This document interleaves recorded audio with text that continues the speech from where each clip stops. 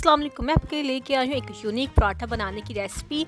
यकीनन आप भी मेरी तरह रोज़ के एक तरह के पराठे खा खा के तंग आ गए होंगे, तो मैंने सोचा क्यों ना एक अलग तरीके से बनाया जाए। तो चलिए बनाना स्टार्ट करते हैं। पहले मैंने बॉयल किए पोटैटो को मैश कर लिया, उसके अंदर डाल दी ग्रेट की प्याज और बंद गोभी, उसका स्पाइसेस ऐड करके अच्छे तरीके से कर लिया मिक्स। फिर मैंने गोल सा पेड़ा बनाया, उसको बेला, इसको ज़्यादा नहीं बेलना है, इतना बेलने कि इसलिए स्टफिंग ऐड हो जाए।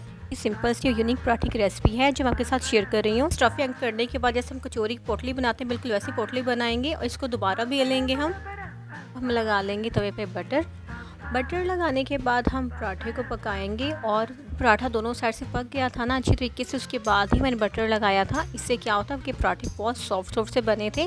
मुझे ना क्रंची पराठे अच्छे नहीं लगते। दोनों साइड से बटर लगा लेंगे और बटर लगाने में ज़्यादा भी कंजूसी ना करिएगा। जी देखिए, मज़ेदार से पराठे रेडी हैं। आपको ये रेसिपी पसंद आई हो तो प्लीज़ लाइक शेयर सब्सक्राइब ज़रूर कर दें।